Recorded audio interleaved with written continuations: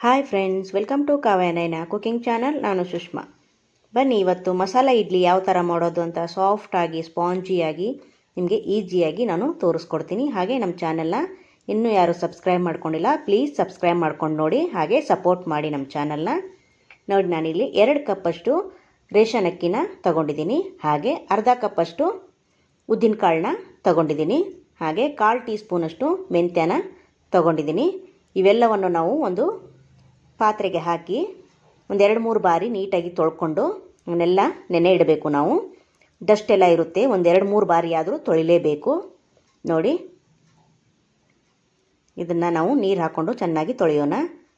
ಹಾಗೆ ನಮ್ಮ ಚಾನಲ್ನ ಇನ್ನೂ ಯಾರೂ ಸಬ್ಸ್ಕ್ರೈಬ್ ಮಾಡ್ಕೊಂಡಿಲ್ಲ, ಪ್ಲೀಸ್ ಹೋಗಿ ಸಬ್ಸ್ಕ್ರೈಬ್ ಮಾಡ್ಕೊಳ್ಳಿ.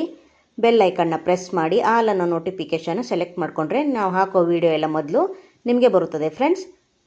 ನೋಡಿ, ಇವಾಗ ನೀರು ಹಾಕಿ ಇವಾಗ ನಾನು ಬೆಳಗ್ಗೆ ಇಡ್ತಾ ಇದ್ದೀನಿ ನೆನೆನ. ನಾನು ರಾತ್ರಿವರೆಗೂ ನೆನೆ ಇಟ್ಟು ರಾತ್ರಿ ನಾನು ರುಬ್ಕೊತೀನಿ.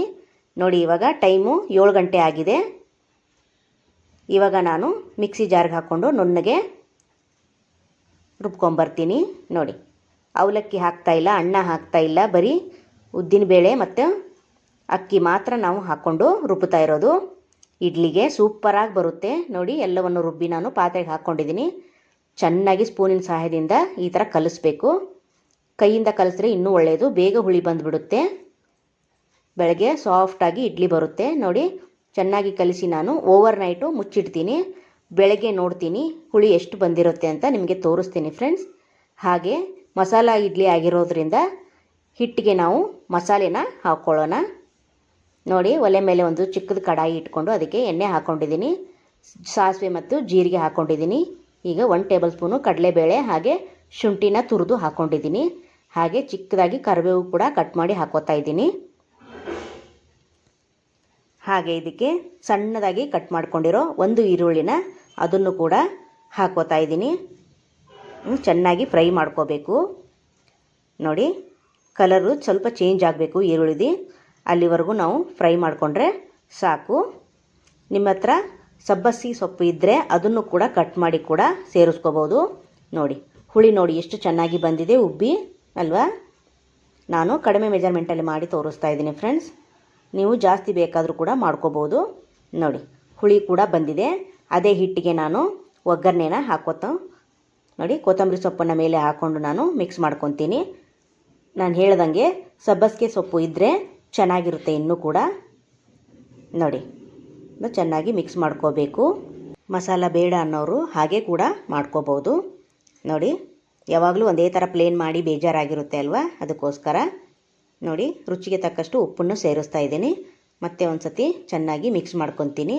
ಅಡುಗೆ ಸೋಡಾ ನಾನು 1/4 ಟೀ ಸ್ಪೂನಷ್ಟು ಅಡುಗೆ ಸೋಡಾನ ಹಾಕೋತಾ ಇದ್ದೀನಿ. ನೋಡಿ, ಮತ್ತೆ ಒಂದು ಸತಿ ಚೆನ್ನಾಗಿ ಮಿಕ್ಸ್ ಮಾಡ್ಕೊಳ್ಳೋಣ. ತುಂಬ ಚೆನ್ನಾಗಿರುತ್ತೆ, ಸಾಫ್ಟಾಗಿ ಬಂದಿದೆ. ನೀವು ಒಂದು ಸತಿ ಟ್ರೈ ಮಾಡಿ ಫ್ರೆಂಡ್ಸ್.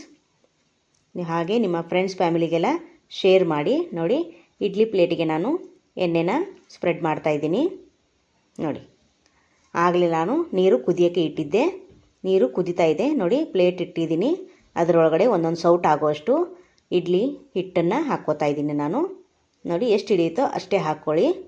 ನೋಡಿ, ಇಷ್ಟು ಗಟ್ಟಿ ಇರಬೇಕು ಹಿಟ್ಟು, ತುಂಬ ತೆಳು ಮಾಡ್ಕೋಬೇಡಿ, ಚೆನ್ನಾಗಿರಲ್ಲ. ನೋಡಿ, ತುಂಬ ಸಾಫ್ಟಾಗಿ ಬರುತ್ತೆ ಫ್ರೆಂಡ್ಸ್. ನೋಡಿ, ಮುಚ್ಚಳ ಮುಚ್ಚಿ ನಾನು ಒಂದು 20 ನಿಮಿಷ ಬೇಯಿಸ್ಕೊತೀನಿ ಲೋ ಫ್ಲೇಮಲ್ಲಿ. ಇವಾಗ ಆಗಿದೆ ನೋಡಿ, ಓಪನ್ ಮಾಡಿ ತೋರಿಸ್ತೀನಿ. ನೋಡಿ, ಸೂಪರ್ ಅಲ್ವಾ. ಹಾಗೆ ಒಂದು ಪ್ಲೇಟು ತಣ್ಣಗಾದಮೇಲೆ ನೋಡಿ, ನಾನು ಚಾಕುವಿನ ಸಹಾಯದಿಂದ ನೋಡಿ ಎಷ್ಟು ನೀಟಾಗಿ ಓಪನ್ ಆಗ್ತಾಯಿದೆ ನೋಡಿ. ನೋಡಿ, ಹಾಗೆ ಪ್ಲೇಟ್ಗೆ ಸರ್ವ್ ಮಾಡ್ಕೊತೀನಿ ನೋಡಿ ಫ್ರೆಂಡ್ಸ್ ನಾನು. ವಾವ್. ಹಾಗೆ ನಾನು ಕಾಯಿ ಚಟ್ನಿ ಮಾಡಿದ್ದೆ, ಹಾಗೆ ಸಾಂಬಾರು ಕೂಡ ಮಾಡಿದ್ದೆ. ಸಾಂಬಾರು ಮತ್ತು ಚಟ್ನಿ ಜೊತೆಗೆ ಮಸಾಲೆ ಇಡ್ಲಿನ ಸರ್ವ್ ಮಾಡ್ತಾಯಿದ್ದೀನಿ. ನೋಡಿ, ಸೂಪರ್. ನೋಡೋಕ್ಕೆ ಎಷ್ಟು ಚೆಂದ ಕಾಣಿಸ್ತಾ ಇದೆ, ಟೇಸ್ಟು ಕೂಡ ಅಷ್ಟೇ ಚೆನ್ನಾಗಿದೆ ಫ್ರೆಂಡ್ಸ್. ನೀವು ಒಂದು ಸತಿ ಟ್ರೈ ಮಾಡಿ, ಯಾವ ಥರ ಬಂತು ಅಂತ ಕಮೆಂಟಲ್ಲಿ ತಿಳಿಸಿ ಫ್ರೆಂಡ್ಸ್. ನೋಡಿ, ಒಂದು ಇಡ್ಲಿನ ಕಟ್ ಮಾಡಿ ಕೂಡ ತೋರಿಸ್ತೀನಿ ನಾನು. ನೋಡಿ,